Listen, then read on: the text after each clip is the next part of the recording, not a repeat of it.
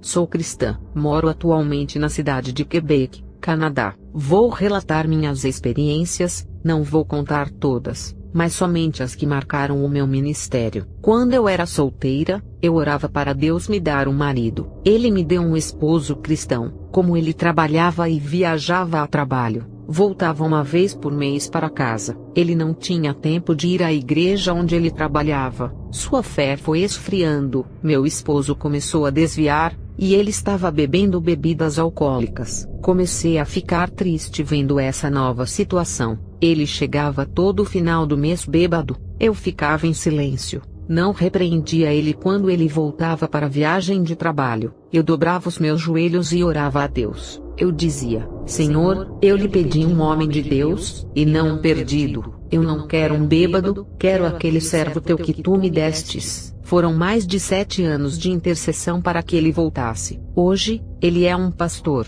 Sou de uma geração onde o verdadeiro evangelho era ministrado. Seguíamos com disciplina e aplicação a palavra de Deus. Tudo era sério naquele tempo. Por causa da perseguição, fui morar com meu esposo em Seattle, Estados Unidos, na década de 90. Me decepcionei com as igrejas desse país. Fiz parte de vários seminários de pastores famosos. Vi muitas heresias em seus ensinamentos. Como eu fui disciplinada no Evangelho simples de Cristo, percebi muita doutrina da carne, aumentada para que os seminários fossem longos e arrecadassem o maior número de dinheiro. Fiquei triste com as igrejas americanas. Eles ensinavam a teologia da prosperidade. Fiz missão por todo esse país, e a maioria das igrejas se aplicam a esse evangelho da prosperidade. As igrejas que ainda não adotaram esse evangelho era minoria, e não eram igrejas que foram fundadas nos Estados Unidos. Essas igrejas eram de países como Colômbia, México, Chile, Brasil, e outros países pobres. Eu alertei a esses pastores dessas igrejas para não adotarem o evangelho da prosperidade, e não fazerem seminários com esses pastores. Fiz a missão sozinha, reprovei os pastores norte-americanos, fui para o Canadá com meu esposo morar em Quebec. Não suportei congregar nas igrejas americanas. O meu espírito rejeitava todos os seus ensinamentos. Quando eu vi um ministro falar que os Estados Unidos é o país que mais faz missão no mundo, que o dinheiro que suas igrejas tinham podiam rodar o mundo todo e se hospedar nos melhores hotéis, e que seus missionários não passavam fome e nem dificuldades. Ele disse que se não fossem eles, o evangelho não teria chegado em vários lugares do mundo. Isso me entristeceu. Resolvi não congregar mais em nenhum desses ministérios. Meu esposo abriu uma igreja. Ele já tinha dirigido um ministério na Rússia, e tinha experiência. Orei para Deus, e perguntei se o evangelho da prosperidade fazia os Estados Unidos um líder mundial em missões. O Senhor me respondeu que os Estados Unidos era, mas agora não é mais, pois o Senhor disse que não depende dos Estados Unidos para fazer a missão no mundo inteiro. Ele disse: Eu sou soberano. Eu vou levantar países como México, Peru, Equador, Chile, Brasil e Uruguai para fazer o resto das missões que faltam no mundo. Vocês que são desses países estejam preparados. Amanhã você pode ser um missionário desses países que foram citados. O Senhor disse: Vou usar os países pobres para completar a missão, mas os países ricos não completarão.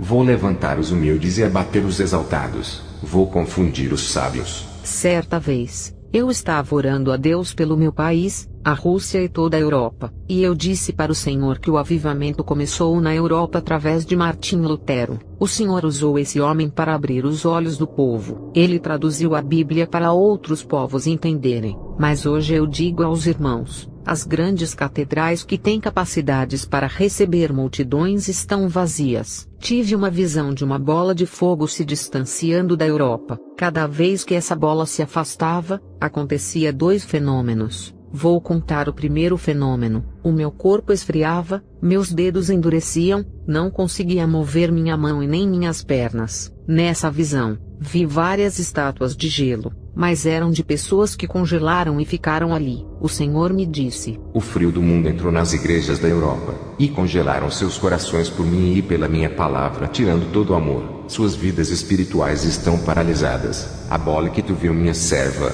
é o avivamento que está se afastando desse lugar. Eles rejeitaram o meu calor por causa do dinheiro e da boa vida que esses países levam. Eles acham que não precisam de mim. A Europa começou a esfriar por causa da tecnologia que se desenvolveu. As cidades passaram a oferecerem mais confortos para seus moradores. Tudo isso fez o povo se acomodar. Fiz missão na Europa, em catedrais gigantescas mais secas. O Senhor me mostrava caixões de pessoas, e dizia que elas estavam mortas espiritualmente. O Senhor disse: Eles conhecem a minha palavra, fazem teologias, congregam em igrejas, têm letras mas não têm o espírito. Ressuscitarei esse povo do meio dos mortos, se inclinarem os seus corações e se humilharem a mim. Muitas igrejas da prosperidade de fora da Europa tentaram abrir suas igrejas dentro da Europa para ver se atraía o povo. Mas o povo é rico, e não precisa de mais dinheiro. O que aconteceu foi que ninguém aparecia nessas igrejas, porque tudo que era oferecido pela igreja o povo já tinha. As igrejas da prosperidade fecharam e foram embora. Eu digo, o povo da Europa não precisa de dinheiro, isso eles têm de sobra. O povo precisa de Deus, reconciliação, amor, simplicidade, um evangelho puro e verdadeiro. Se seus corações estão presos ao dinheiro, pregaremos para que seus corações desapeguem do dinheiro e se libertem, e eles voltem a serem aqueles povos que iniciaram o primeiro avivamento. Outro fenômeno que aconteceu foi quando a bola de fogo começou a se afastar da Europa. Na visão, a Europa ficava escura. Aquela bola de fogo era como o sol do meio-dia em minha volta. Vi tudo escurecer, não enxergava mais nada, pois a escuridão daquele lugar não me deixava eu ver nada. Aquela bola de fogo ia em direção à América Central, e derramava no meio dos povos. Eles recebiam grande autoridade para evangelizarem o mundo. Eu contemplei o poder de Deus quebrando grilhões dos povos, depois passava na América do Sul e derramava no meio dos povos, e avivava eles. Pequenos homens se levantavam como gigantes do Evangelho para ministrarem. O poder de Deus preparava um exército de cristãos verdadeiros. Depois passava na África, e o avivamento seguia derramando naqueles povos. Deus levantava profetas, cura da AIDS acontecia, as necessidades dos pobres eram supridas. O poder de Deus se manifestava em pessoas de várias línguas e tribos, libertando-as da feitiçaria. Depois seguia para a Ásia, e o fogo se alastrava nesses países, levantando homens de Deus para ganharem os budistas, e libertarem os muçulmanos para Deus. O poder de Deus salvava nações que ainda não conheciam o Evangelho. Vi um grande exército de Deus se preparando para uma batalha espiritual. Os anjos colocavam selos nesses soldados, um selo na testa, outro selo nas mãos. O Senhor disse: Esses selos na testa são para proteger suas mentes do falso evangelho e dos dardos malignos. As legiões atacarão suas mentes, mas elas estarão protegidas. Os selos nas mãos são suas boas obras que irão realizar na terra, preparando a última colheita para o arrebatamento, e o fogo do avivamento viajava para lugares onde o povo tinha sede de Deus. Como eu tenho o dom de visão, quando passo muito tempo orando, eu passo a ver anjos e demônios. Mas nesse dia, apareceu um demônio asqueroso e disse: Se você não tirar a minha maquiagem, vou arrancar a sua pele. E se você morresse hoje, eu iria deixar seu rosto só no osso. Aquele demônio apontou sua unha para o meu rosto. Suas unhas eram como facas. Eu achava que não iria acontecer nada por ele ser um espírito, mas a sua unha do seu dedo indicador tocou no meu rosto, e fez um pequeno arranhão. Fiquei apavorada. Aquela noite foi terrível para mim. Contei para os meus pais. Na noite seguinte, esse mesmo demônio apareceu para mim, e estava com um pote de ácido. Ele ameaçou jogar na minha cabeça. Ele disse que eu estava usando sua tinta de cabelo, e que meus cabelos não me pertenciam mais porque estava marcado com sua tinta. Ele disse que os cabelos naturais eram meus, mas aqueles cabelos coloridos eram dele. Ele tinha o direito de arrancar os meus cabelos. Quando o demônio tentou derramar aquele pote em cima de mim, eu dei um grito, e meus pais correram para o meu quarto. Na terceira noite, o mesmo demônio apareceu para mim e disse: Vou cortar todos os dedos de suas mãos. Está usando minha tinta. Você não está salva.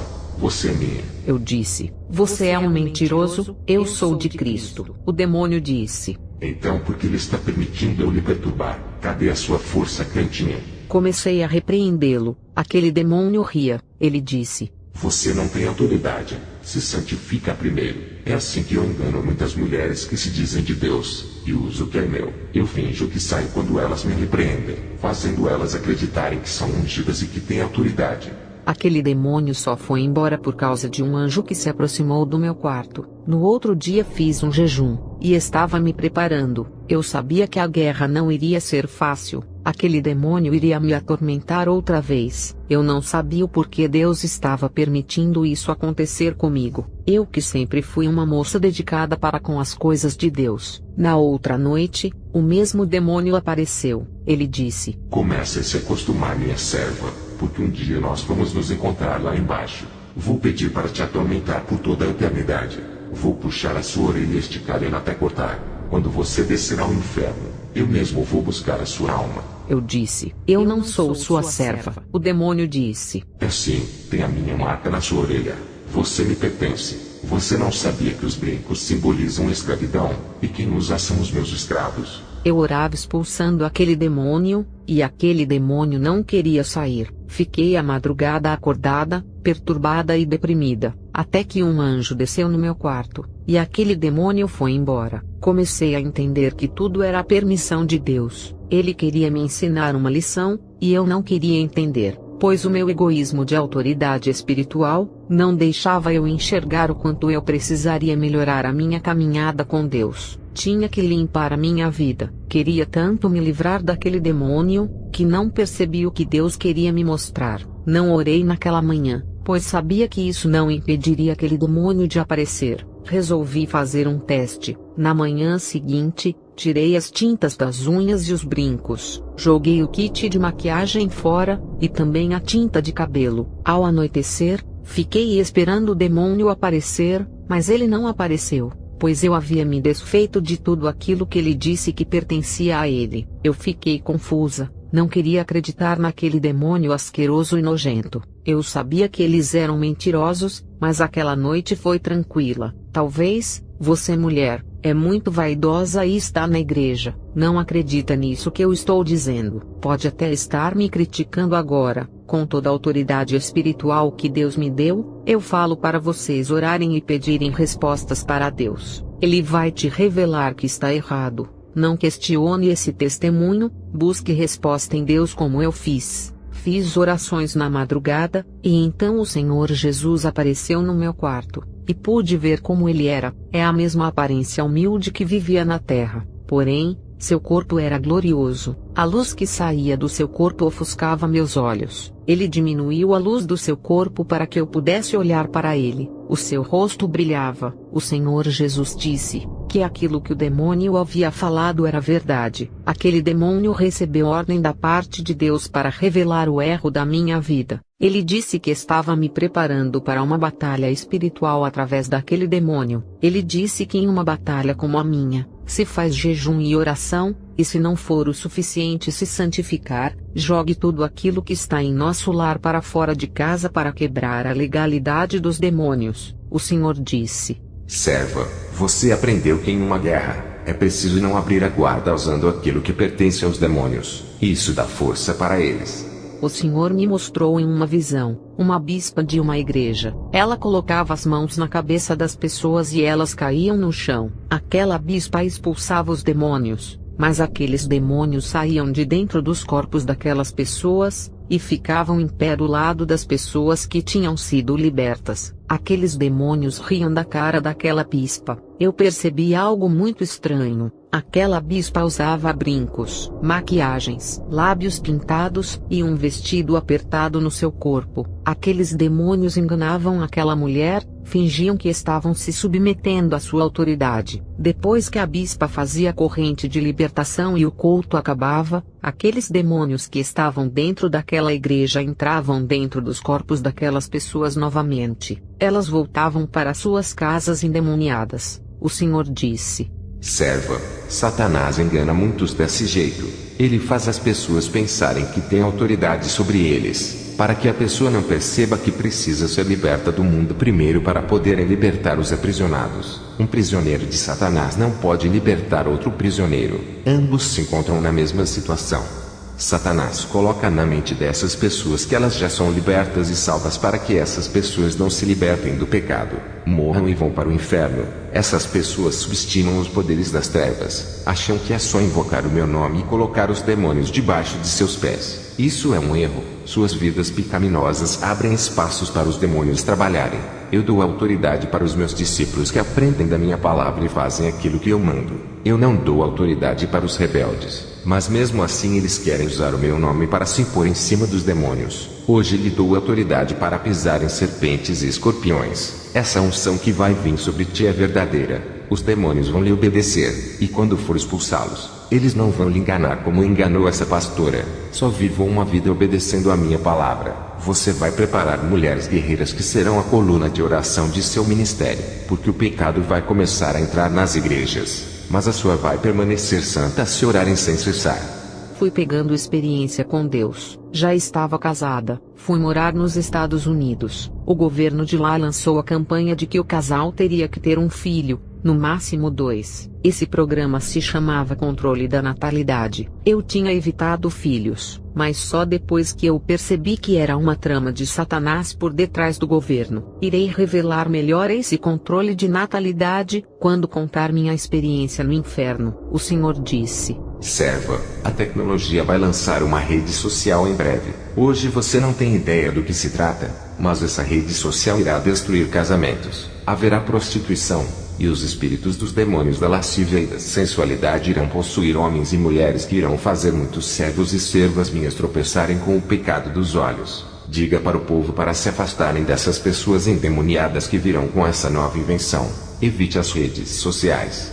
Na época eu não entendia, mas com a invenção dos computadores, depois inventaram as redes sociais. Hoje, eu posso explicar melhor. O Senhor Jesus me revelou em uma visão. Contemplei grandes feiticeiros fazendo obras de magia negra para destruir a igreja. Observei casas sendo bombardeadas com magias de feitiçarias. Um número de cristãos estavam enfeitiçados. As magias acertavam esses irmãos. Eu perguntei: Senhor, algo está errado. Está escrito que feitiço não pega em cristão. Relatei também dizendo: em quem também vos estáis depois que ouvistes a palavra da verdade, o evangelho da vossa salvação, e tendo nele também crido fostes selados com o Espírito Santo da promessa. O Senhor disse: Disseste bem, quem tem o selo do Espírito Santo e não é atingido.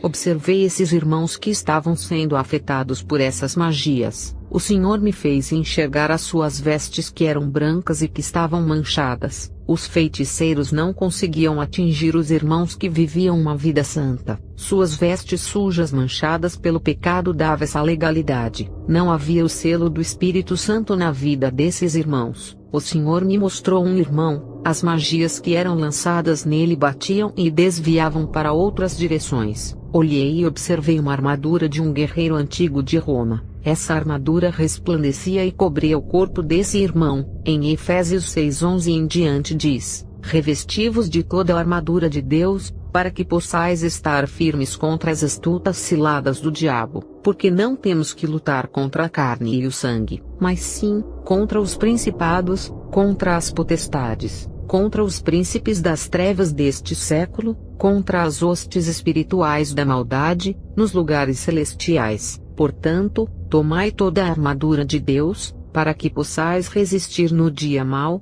e havendo feito tudo, ficar firmes. Estai, pois, firmes, tendo cingidos os vossos lombos com a verdade, e vestida a couraça da justiça, e calçados os pés na preparação do evangelho da paz, tomando sobretudo o escudo da fé, com o qual podereis apagar todos os dardos inflamados do maligno. Tomai também o capacete da salvação, e a espada do Espírito, que é a palavra de Deus, orando em todo o tempo com toda a oração e súplica no Espírito, e vigiando nisto com toda a perseverança e súplica por todos os santos. Em Números 22:12 diz: Então disse Deus a Balaão: Não irás com eles, nem amaldiçoarás a este povo, porquanto é bendito. pois contra Jacó não vale encantamento, nem adivinhação contra Israel. Neste tempo se dirá de Jacó e de Israel, que coisas Deus tem realizado. Números 23:23. Sabemos que todo aquele que é nascido de Deus não peca,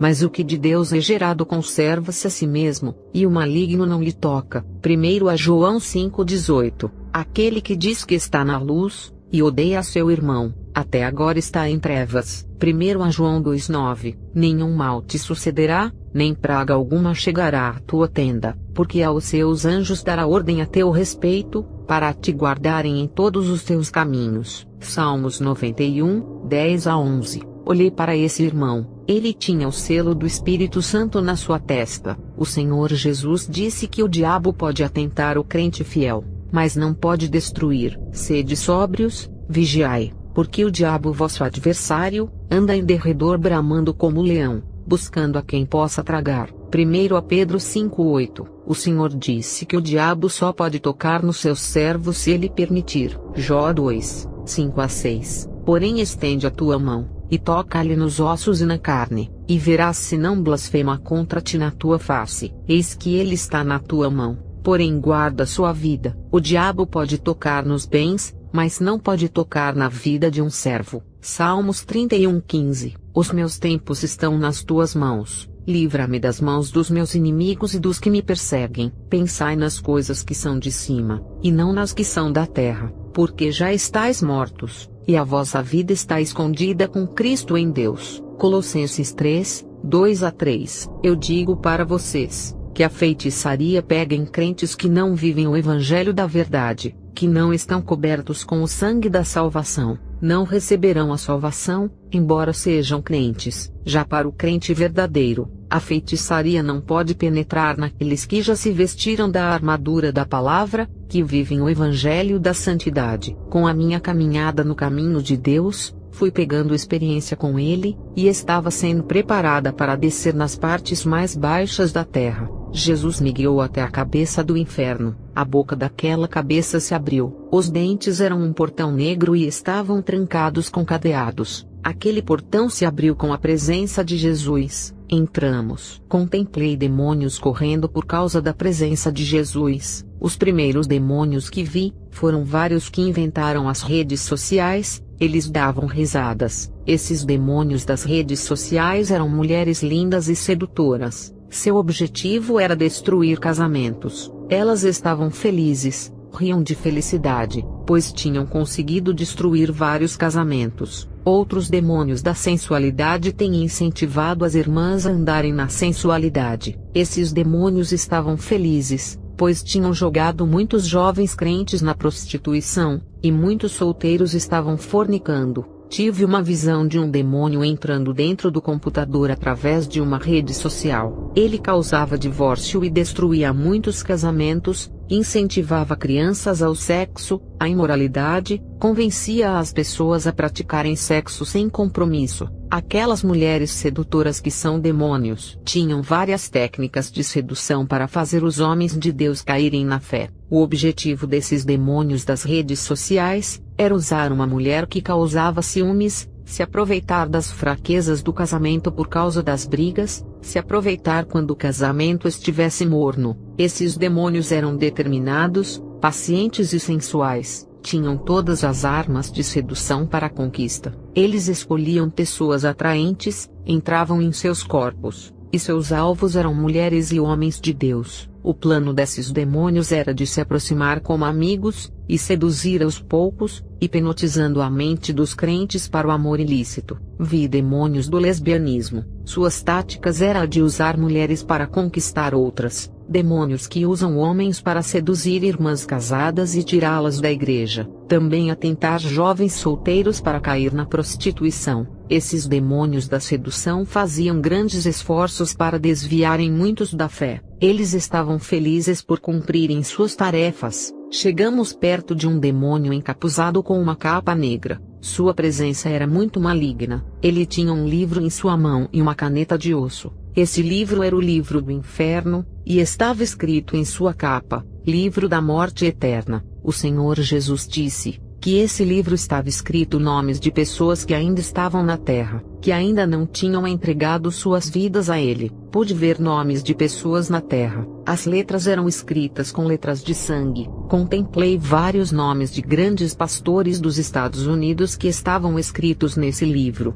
Homens conhecidos, escritores de livros. Eles estavam sendo enganados. Não pude revelar nomes para não causar escândalos no país. O Senhor não permitiu. O Senhor Jesus deu ordem para aquele demônio abrir o livro e mostrar o meu nome. Para minha surpresa, o meu nome estava ali. Eu chorei e disse: Senhor, eu dediquei minha vida para ti, e mesmo assim vou ser lançada no inferno. O Senhor disse: Depois que tu e teu esposo foram embora para os Estados Unidos, vocês deram ouvidos a demônios e fizeram controle da natalidade, porque tomaste anticoncepcional e mataste uma vida que iria se formar no seu ventre. Eu iria levantar essa criança como um profeta na terra, e tu ficaste tomando esse remédio que foi projetado aqui no inferno para matar minhas crianças. Nenhum assassino herdará o meu reino. Todas as mulheres que sacrificam os seus filhos para o demônio Moloque não é digna do meu reino. As madres de minhas servas são santas. Não pode entrar remédios diabólicos. Muitas vão ficar estéreis se continuarem tomando. Vou fechar as madres para que não ofereça minhas crianças a Moloque. Pedi perdão ao Senhor, e chorei de arrependimento. O Senhor disse: Quanto maior for dado, mais será cobrado. Cobrarei mais daqueles que tiveram experiência comigo do que daqueles que nunca tiveram. Cobrarei mais daqueles que conhecem a minha palavra. Cobrarei daqueles que mais vivem uma vida santa. Cobrarei daqueles que têm mais dons e são mais usados. Cobrarei mais daqueles que têm mais responsabilidade na minha obra. Cobrarei mais daqueles que são pastores. O Senhor mandou aquele demônio apagar o meu nome daquele livro. Eu não pertencia mais ao inferno. Tinha me arrependido daquele pecado. O Senhor Jesus me levou em uma parte do inferno. Vi um demônio horrível. Esse demônio estava preparando uma substância no inferno. O Senhor Jesus disse: Essa substância é veneno de Moloque que é produzido aqui, e vai para as farmácias em forma de anticoncepcionais. Pude perceber o engano de Satanás. O Senhor não queria me condenar ao inferno, e sim me dar uma chance de consertar minha vida. O meu nome sendo anotado naquele caderno, era a permissão de Deus para que eu visse onde eu estava errando. Fui em vários lugares no inferno. Contemplei prisões parecidas com as cadeias que prendem os presos. Contemplei uma força invisível que atormentavam pessoas que estavam dentro dessas celas. Outros tipos de prisões que eu contemplei foram covas no chão, buracos onde as almas ficavam presas e não conseguiam sair dali. Vi poços de lamas podres onde estavam cheias de pessoas. Vi rios de sangue onde os assassinos que derramaram sangue estavam. Ninguém conseguia sair do seu local de sofrimento. Contemplei um mar de fogo enorme cheio de almas queimando. Haviam pessoas penduradas em cruzes. Eram várias prisões, uma diferente da outra. As torturas eram de vários tipos, milhões de torturas. Os demônios não se cansavam de torturar. Quanto mais torturavam, mais prazer eles sentiam. Cada alma que caía nesse lugar era um prêmio, uma comemoração de vitórias. Eles fazem até festas,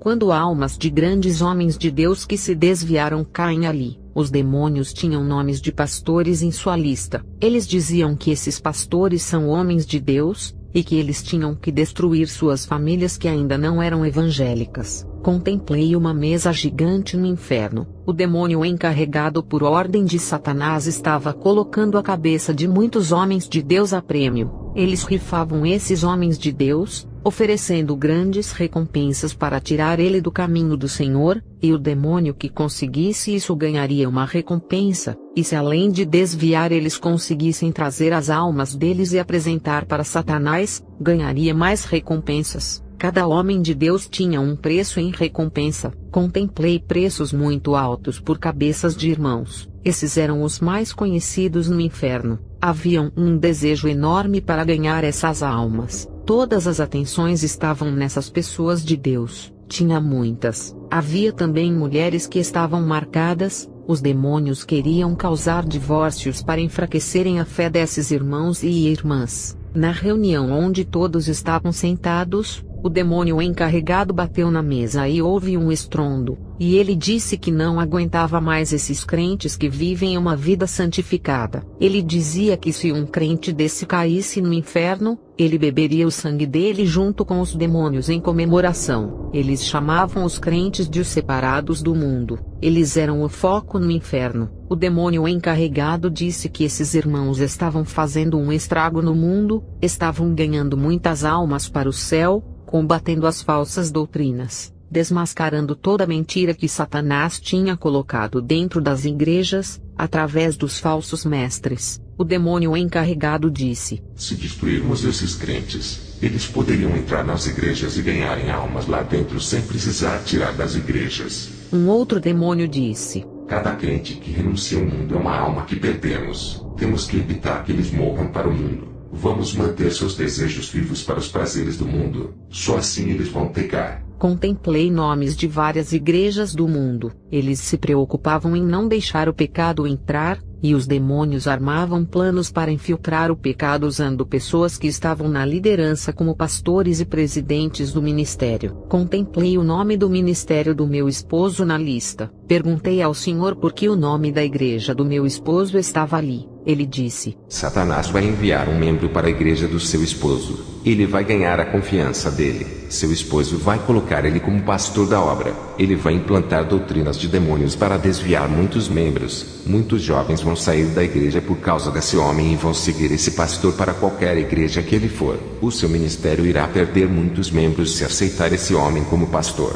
Irmãos, eu e meu esposo estávamos pensando em viajar em missões, abrir novas igrejas, e deixar um pastor cuidando do nosso ministério. Os demônios sabiam disso, e eles ouviram os nossos planos, e estavam tramando contra o nosso ministério. Contemplei aquele demônio encarregado reunindo um exército de demônios dentro do inferno, e mandava destruir todas as pessoas e nomes de ministérios que estavam escritos naquela lista. Esse exército declarou guerra aos santos, e estavam dispostos a irem até o fim sem retrocederem, pois o tempo da igreja está findando. Eles não tinham tanto tempo, e estavam com força total para evitar que os irmãos subam no arrebatamento. Fui para uma outra parte do inferno. Contemplei um lugar que só tinham idólatras, mas não eram adoradores de imagens, eram torcedores. Eles estavam sofrendo nas chamas, e os escudos de seus clubes apareciam em suas mãos. O Senhor Jesus disse: avisa para o meu povo que não quero nenhum servo meu assistindo jogos, nem torcendo para esses clubes. Não existe torcedor minha serva, existe adoradores. O Senhor me pegou pela mão, e fomos para a terra. Ele me mostrou como que por detrás de cada clube havia um demônio que recebia a adoração daquele torcedor. Contemplei torcedores incorporados pelos demônios que saíam daqueles clubes que eles mesmos torciam. Esses torcedores endemoniados matavam outros torcedores e espancavam. Contemplei 2 pastores que eram rivais por causa de seus clubes que também eram rivais. Esses pastores se tornaram grandes rivais, por causa de seus clubes. Um amaldiçoava o outro. Contemplei pessoas chorando quando seus clubes perdiam. Outras tiravam suas vidas pelo seu clube de coração. Outras ficavam deprimidas e com depressão. Na visão, um irmão começou a bater na parede da sua casa quando seu time perdeu o jogo. Ele xingava os jogadores, xingava o juiz, xingava seu clube, dizia palavrões feios. O Senhor disse: serva, isso não é torcida, é adoração. Se todos chorassem por mim, me adorassem como adoram seus clubes, eu já teria derramado avivamento nesse lugar. O Senhor me levou para um estádio de futebol que estava lotado de pessoas que estavam emocionadas. Era a época da Copa do Mundo de 1994 nos Estados Unidos. O Senhor disse: aqui nesse estádio, tem pessoas que viajaram de seus países para adorar ao futebol. Tem servos meu aqui nesse estádio. Viajar por mim e pregar meu evangelho não querem, mas pelo futebol eles gastam seus dinheiros com comidas e viagens. Tem muitos que se dizem meus servos, são fanáticos por futebol, faz mais pelos seus clubes do que por mim, gastam seu dinheiro em ingressos para assistirem futebol, mas não ajudam os que necessitam de ajuda.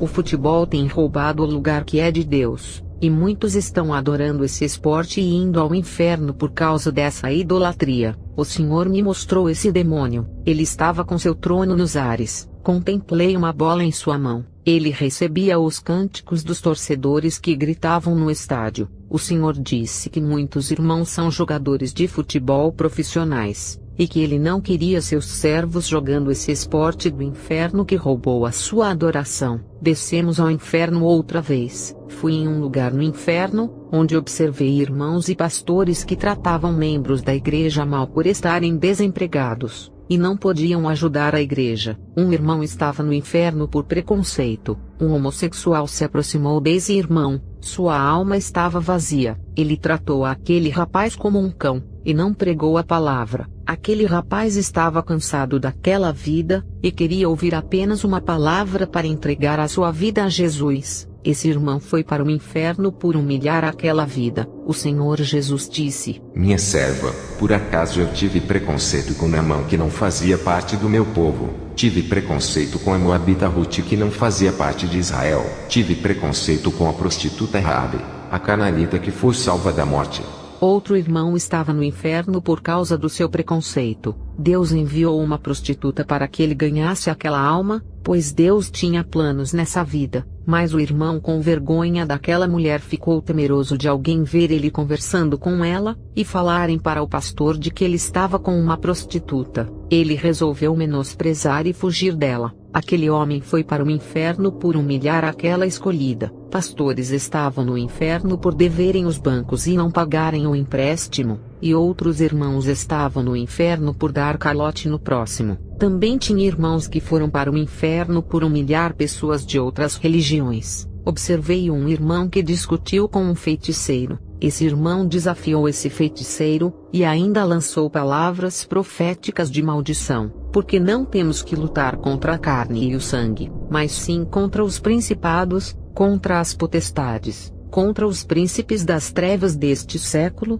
contra as hostes espirituais da maldade, nos lugares celestiais. Efésios 6:12. Outros estavam no inferno por ter dons espirituais, e humilhavam os irmãos que não tinham. Outros irmãos estavam no inferno por ver o irmão fraco, e ao invés de ajudar, acabavam de arrancá-los da igreja, fazendo muitos desviarem. Irmãos que estavam no inferno por verem outro irmão carregando uma culpa, e ao invés de confortar faziam aumentar o peso da culpa, fazendo esse irmão se suicidar. Esses irmãos adoravam fazer outras pessoas se sentirem culpadas por aquilo que já tinham passado. Outros irmãos estavam no inferno por culparem as pessoas pelos seus fracassos. Não sabiam assumir suas responsabilidades de terem errado. Observei irmãos que estavam no inferno porque criticavam os outros irmãos, e falavam mal de todo homem de Deus. Não oravam pelos fracos, mas criticavam e apedrejavam, difamavam. Outros irmãos estavam no inferno por saírem de seus ministérios, e ficavam atacando as igrejas. Esses são os sem ministérios,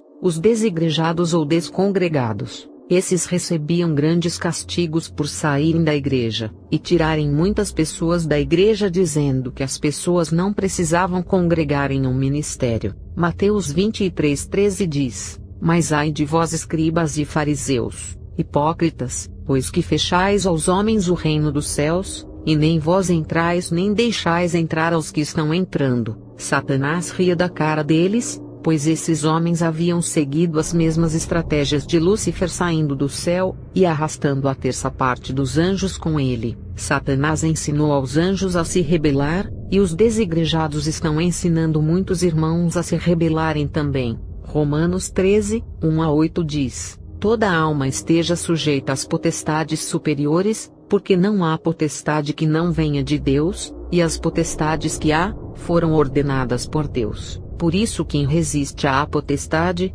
resiste à ordenação de Deus, e os que resistem trarão sobre si mesmos a condenação, porque os magistrados não são terror para as boas obras, mas para as más. Queres tu, pois não temer a potestade, faz o bem, e terás louvor dela, porque ela é ministro de Deus para teu bem. Mas se fizeres o mal, teme, pois não traz debalde a espada, porque é ministro de Deus, e vingador para castigar o que faz o mal. Portanto é necessário que lhe estejais sujeitos, não somente pelo castigo, mas também pela consciência. Por esta razão também pagais tributos, porque são ministros de Deus, atendendo sempre a isto mesmo, Portanto, dai a cada um o que deveis, a quem tributo, tributo, a quem imposto, imposto, a quem temor, temor, a quem honra, honra. A ninguém devais coisa alguma, a não ser o amor com que vos ameis uns aos outros, porque quem ama aos outros cumpriu a lei. Se um governador tem que ser respeitado, imagine um ministro do Evangelho. Não podemos nos rebelar contra as autoridades espirituais que foram levantados por Deus. Se fizermos rebeliões, estaremos condenados ao inferno. Oh, quão bom e quão suave é que os irmãos vivam em união!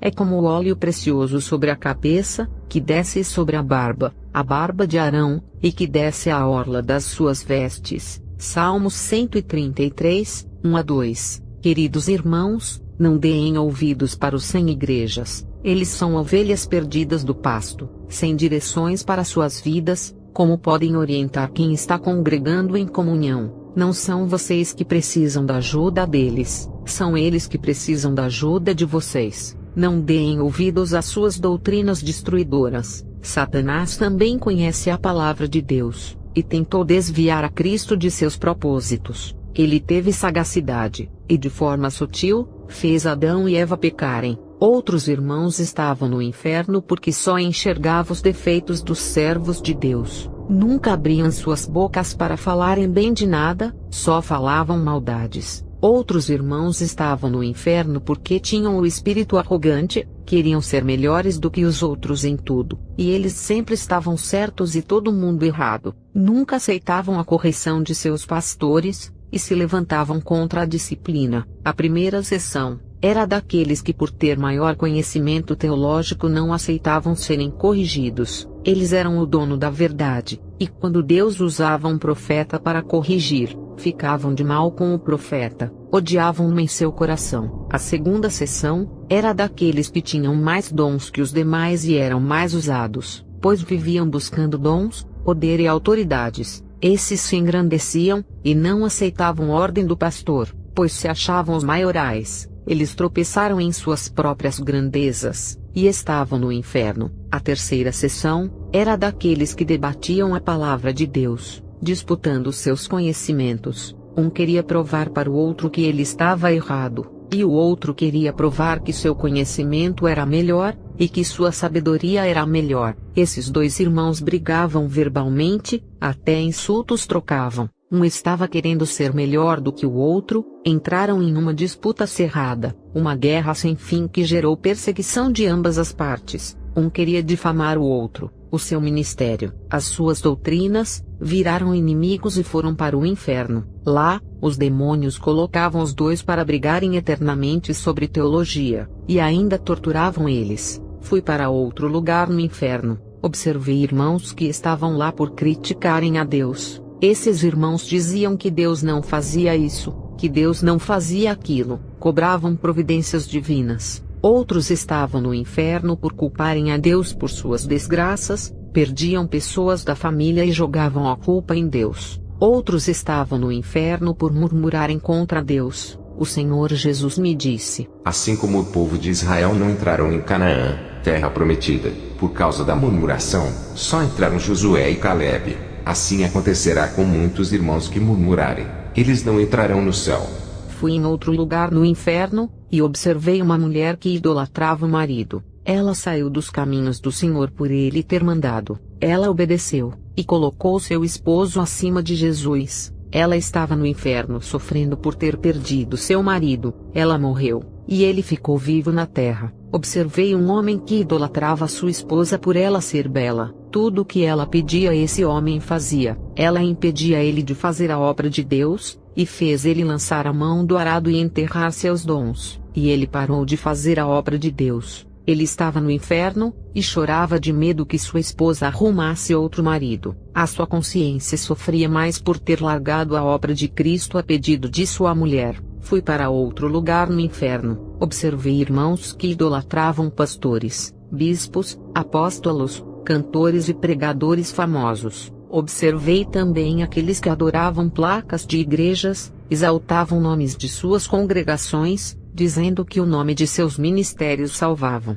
Todos estavam no inferno. Observei irmãos no inferno que faziam fofocas, falavam das roupas, sapatos, chinelos dos outros, levavam fofocas e traziam, colocando um contra os outros. Também tinham pessoas no inferno que falavam tudo para o pastor. Não podiam ver alguém cometer um erro que já corriam para contar para o pastor. Apontavam o pecado daqueles que escorregavam, e ficavam de olho no cargo dessas pessoas, caso o pastor as tirassem de seus cargos. Observei irmãos no inferno que torciam para dar tudo errado na vida do outro. Torciam para o irmão não conseguir um emprego melhor, torciam para o pastor não dar cargo para esse irmão. Observei irmãos que estavam no inferno por brigarem e não se perdoarem. Observei irmãos no inferno por travar competições, brigas, disputas. Outros estão no inferno por ficarem provocando o irmão a pecar. Também haviam irmãos desunidos, invejosos. Outros estão no inferno por matarem a fé, e tirarem as almas da igreja e lançarem no mundo. Outros estão no inferno por dividirem a casa do Senhor, fazendo grupos de intrigas. Quem não é comigo é contra mim, e quem comigo não ajunta espalha. Lucas 11:23. Observei irmãos no inferno que colocavam outros irmãos em provas. Também estavam no inferno irmãos que perseguiam seus pastores, até que eles fossem tirados de seus cargos pelo pastor presidente.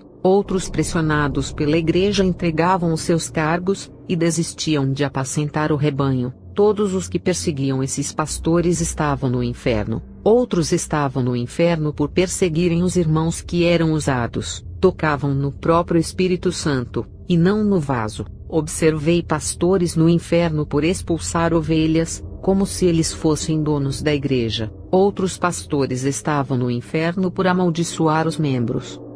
Foi devido ao membro ter trocado de igreja. Esse pastor não queria perder esse membro e o amaldiçoou, e isso o levou para o inferno. O outro era porque ganhava muito bem e dava ofertas gordas. O pastor não queria perder esse membro, o membro queria viajar para outra cidade e morar lá. O pastor o amaldiçoou para que ele perdesse seu emprego. Essa foi a causa que o levou para o inferno. O outro pastor perdeu um membro dedicado que se esforçava na obra de Deus, e ganhava muitas almas para esse pastor. Sua igreja estava enchendo pelo dom que esse membro tinha. Um dia, o tempo desse membro acabou nessa igreja, ele tinha que fazer a missão e ir embora para outro lugar. Ele pediu a bênção para o pastor deixar ele ir. O pastor o amaldiçoou de morte, e disse que ele morreria nessa missão. O pastor não aceitava essa decisão do irmão. Ele estava querendo impedir os planos de Deus. Pouco tempo depois, esse pastor morreu e desceu ao inferno.